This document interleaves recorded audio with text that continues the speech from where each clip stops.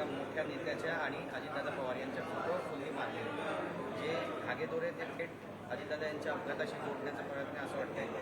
खरं तर हा महाराष्ट्र पुरोगामी महाराष्ट्र म्हणून ओळखला जातो, विकसित महाराष्ट्र म्हणून ओळखला जातो. खरातांचं झालेलं प्रकरण हे अतिशय निंदनीय आहे, एकदम निंदनीय. त्याचं समर्थन किंवा त्याची बाजू किंवा काय हे कोणीही कुठल्याही बाजूनी घेण्याचं काही कारण नाही.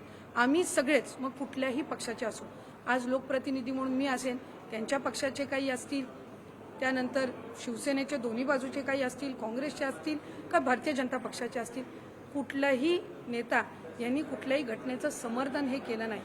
एक आहे की सगळ्याच राजकीय मंडळींना सर्व पक्षाच्या हा एक धडा आहे की पुरोगामी महाराष्ट्रामध्ये आपण वावरत असताना एखाद्या कुठल्याही गोष्टीच्या आपण कुठल्याही बाबतीमध्ये एक सल्ला घेणं किंवा वेगवेगळ्या पद्धतीनं म्हणजे आपण त्यांच्याकडे एक बोलतो ना काय पुढचं जाणून घेण्याच्या दृष्टिकोनातून असेल किंवा काय असेल, ह्या सगळ्या बाबतीतला हा सगळ्याच राजकारण्यांना मिळालेला एक धडा आहे.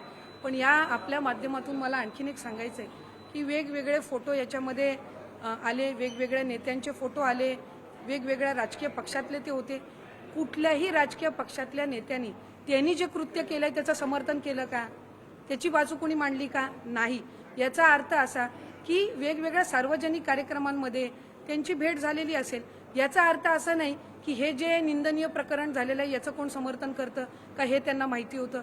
त्याच्यामुळे याच्यामध्ये पडण्यापेक्षा आज राज्याचे मुख्यमंत्री देवेंद्र फडणवीस साहेबांनी SIT जी स्थापन केलेली आहे, त्या चौकशीमध्ये ज्या काही गोष्टी आहेत त्या शहानिशा होतील.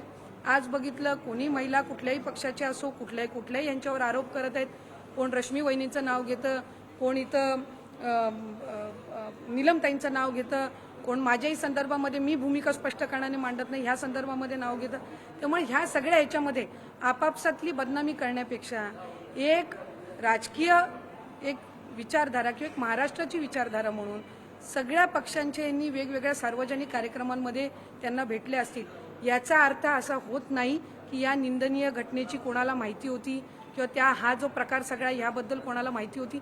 जर माहिती असती तर कुठलाही महाराष्ट्रातला राजकारणी हा त्यांना भेटला नसता, याची मला एक लोकप्रतिनिधी म्हणून खात्री आहे.